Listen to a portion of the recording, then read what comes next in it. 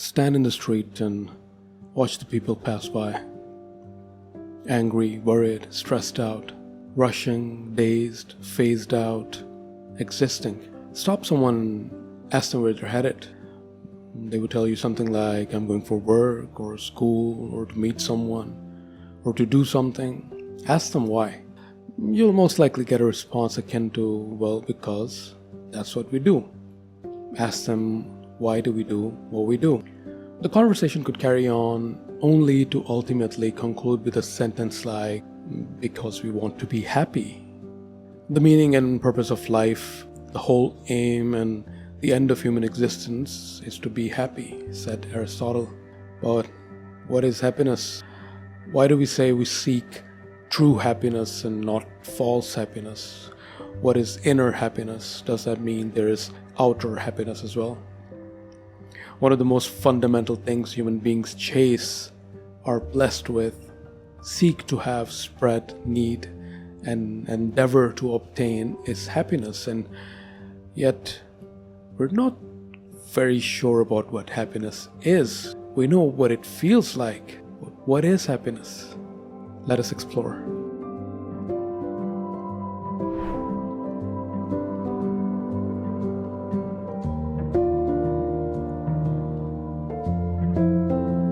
So, following are a few ways we can define happiness. Happiness is when we experience intense bliss or joy. Happiness is also the lasting satisfaction that we have with life. If you're successful, that is, your desires are accomplished, you are happy. According to some, happiness is a possession of the highest good, whatever highest good may be. We could also reasonably argue that if one is feeling more pleasure than pain at any given point, then one is happy. Happiness is also when one flourishes and lives fully to their potential. Happy people are those who have a merry temperament and look at the bright side of things. They're disposed to be cheerful. Happiness is when you are pleased with your life. We can also safely say that happiness is if someone has the desire to continue the present experience. What is happiness? What is a good life? Pleasure is not happiness, even though they are often used interchangeably.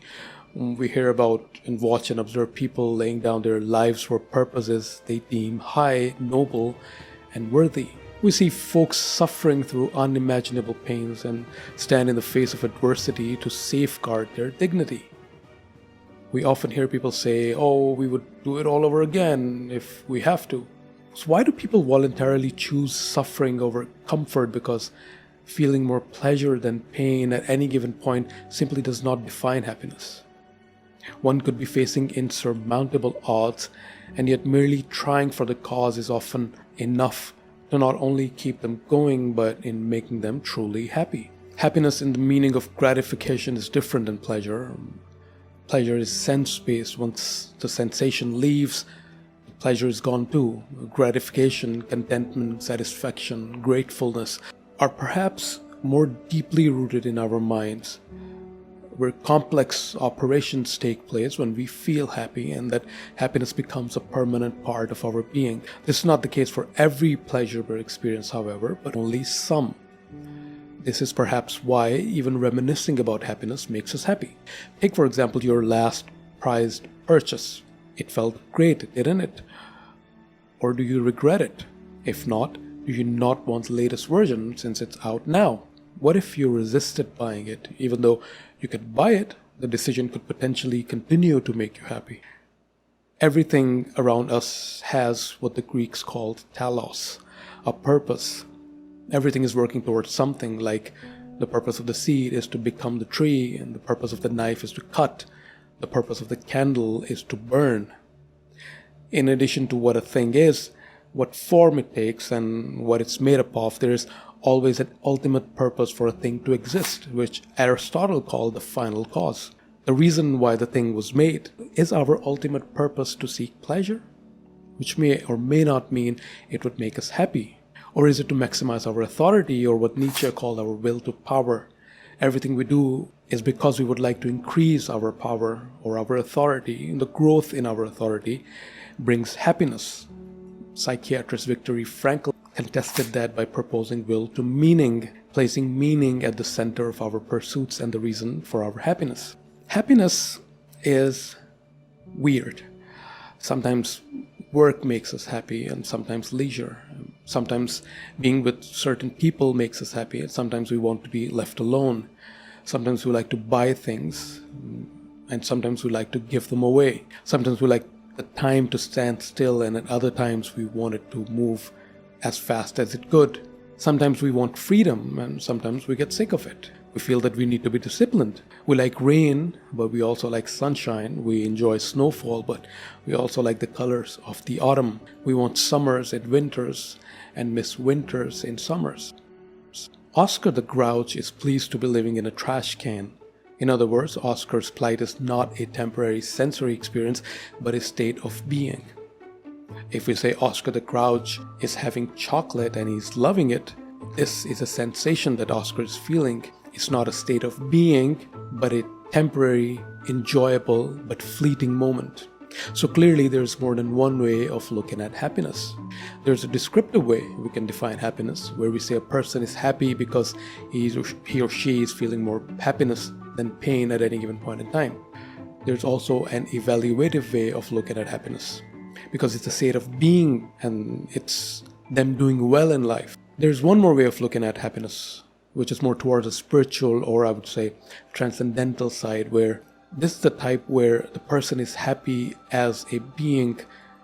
They're happy without any cause or effect. There are no ifs or buts. Their happiness is not a consequence of anything. They're just happy.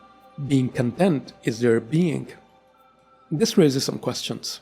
Are we to believe that some people are dispositionally happy? That is, they are happy by default, and they're like sea of tranquility, where stones of grief are thrown and they cause ripples momentarily, and then the sea returns to its natural state of being tranquil? Are some people dispositionally sad? No matter what happens, their default state is being sad, and they're by default a swamp of decaying matter where fresh water rains from time to time, and then they go back to being muddy and messy. The curve that happiness makes is a smile-like curve. No, I mean the actual statistical curve, according to an actual research. So you're happy in the childhood, and then you're unhappy in your 40s, and then you're happy again towards the end of your life. So it makes a smile-like curve. This, however, conflicts with a lot of other studies.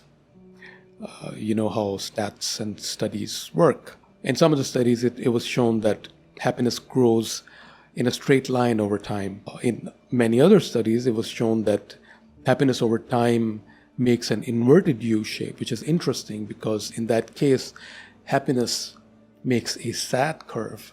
Imagine human beings are containers of glass vessels. When we are born, we are handed some of these vessels along with the potions to fill them with. As we grow old, we create our own vessels. Each and every one of us decides how many do they have to be. What are we going to be filling them with?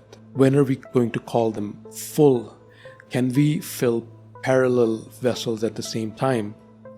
Do we need to fill these potions from the joy we have from within, or are we to seek potions from outside? Understand that every vessel that we create for us to be filled with potions of joy, if left empty for too long, is going to be filled with poison produced from within. If each vessel is kind of a happiness that we seek, then contentment perhaps is a bigger vessel we would like to pour all of our potions into. Obviously, we have no way to run this experiment until we have a way of measuring actual happiness. This seems to show that there is a philosophical question that lies at the bottom of this, which is more important than the empirical question. It is interesting to know that our greatest happiness has the potential to become our greatest sorrow, and the other way around is equally true. Your dream job did not turn out to be the right decision and you had to quit. Your marriage did not work out. Your business, which started off well and was a source of your sense of achievement, suddenly crashed and became your most painful memory. Happiness and sorrow are perhaps two sides of the same coin. There is transformation that takes place. Happiness, sadness, life cycle. Happiness becomes sorrow, we get used to it, we get bored, we reconcile with it, and strangely enough, our scars become our medals. When this happens often, which it does because that's how life is, our expectations are adjusted. The ideas of joy and sorrow are redefined. We mature and start to live in a state where perpetual anxiety is understood to be detrimental for us, so we avoid overstimulation or overstimulated responses in both the cases of pleasure and pain. We merely smile where we once laughed. We remain tight-lipped where we once got angry. And we sleep instead of crying. In Islamic Sufi traditions, happiness and sorrow indeed are two sides of the same coin. To a believer, both come from God, and when God alone is the purpose, the journey, and the destination, the light that shines and the only desire, and the one who created all desires. Happiness ultimately is God's grace, and sorrow also His decree. In both cases, we can do little to seek one and avoid the other. So we remain in a state of contentment because God, our beloved, does what He does, and we are satisfied in both pleasure and pain. Sheikh Sadi of Shiraz tells a story of a jeweler who was lost in a jungle and soon ran out of food. Starving to death seemed like the only plausible scenario for him. He saw a bag lying on a rock. The lost jeweler leapt towards it, hoping that it would contain food. But to his dismay, the bag was full of pearls. The jeweler, however, somehow lived to tell the story of the worst heartbreak of his life, finding pearls when he needed food. So happiness is contextual clearly and cannot be associated with things always. Say both happiness and pain have points. So if someone at the end of a certain time period T has overall more happiness than pain, then he or she is happy.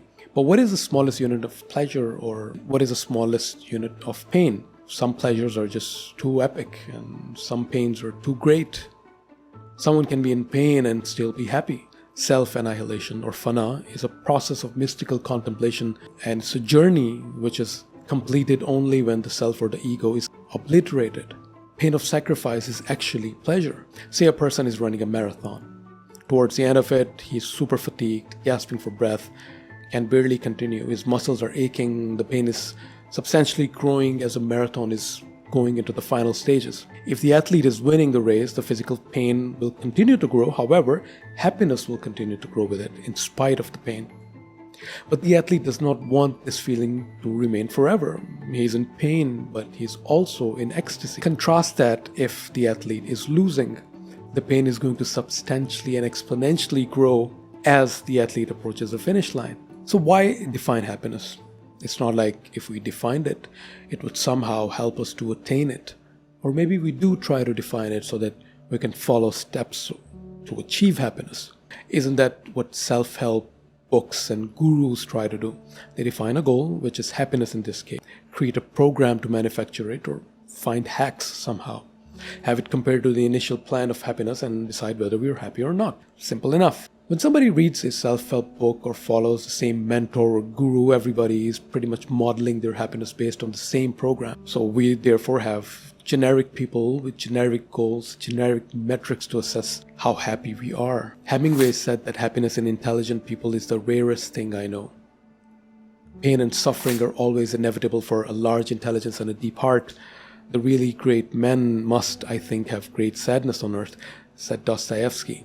So what's with the idea that wise people are thought of as people who have seen it all, and therefore there's nothing which makes them overly happy and overly zealous, and they attribute their unhappiness to the absurdity of life and the universe we live in? So the question is it necessary for intelligent people to be unhappy simply because they know too much?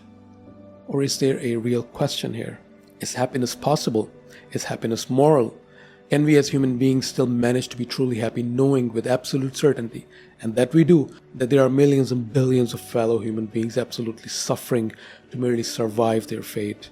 Is it not worth being sad forever, knowing that a single child, let alone millions who suffer at the hands of the hand that they were dealt? Is it necessary to be stupid in order to be happy? In the essay The Myth of Sisyphus, Albert Camus commentates on the fate of a Greek god, Sisyphus, who was condemned and sent to the underworld to push a rock up the hill only to reach the top and see it roll back down again and again and again and again. The futility of his effort, according to Camus, if understood and acknowledged consciously, is an awakening to accept one's fate and meaninglessness of our daily grind. There is no hope. And in that, we must revolt against seeking hope. That is the road to freedom, according to him, and we abandon hope with a true passion. After the rock falls down, Camus states that it is during this return that pause Sisyphus interests me. A face that toils so close to stone is already stone itself. I see that man going back down with a heavy yet measured step towards a torment of which he will never know the end. That hour, like a breathing space, which returns as surely as his suffering, that is the hour of consciousness. At each of those moments when he leaves the heights and gradually sinks towards the layers of gods, he is superior to his fate. He is stronger than his rock. If this myth is tragic, that is only because the hero is conscious. Where would his torture be indeed if at every step the hope of succeeding upheld him? The workman of today works every day in his life at the same tasks, and this fate is no less absurd. But it is tragic only at the rare moment when it becomes conscious. Sisyphus, proletarian of the gods, powerless and rebellious, knows the whole extent of his wretched condition. It is what he thinks of during his descent. The lucidity that was to constitute his torture at the same time crowns his victory. There is no fate that cannot be surmounted by scorn. Now, Camus advocates the age-old notion of being happy in the face of misery, but with a hunky, cigarette-smoking, absurdist hero, screw that sort of a way. Being strong when the world is working against us, being tough when the going demands it. Scorn towards misery sent our way in the shape of fate, acknowledging it consciously but then reacting to it the way we would like to react to instead of how we are expected to react. The struggle itself towards the heights is enough to fill a man's heart, says Camus. One must imagine Sisyphus happy.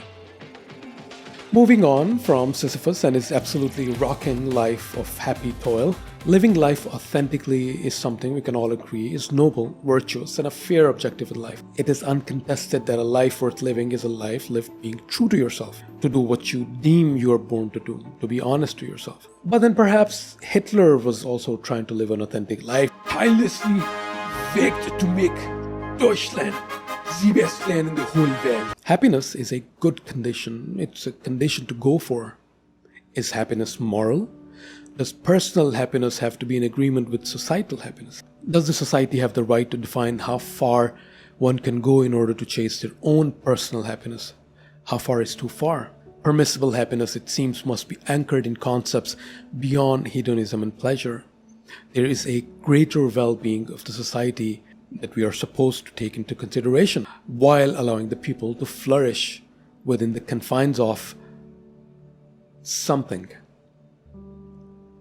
Hypocrisy seems to be the something these days. And so it turned out that only a life similar to the life of those around us, merging with it without a ripple, is genuine life, and that an unshared happiness is not happiness.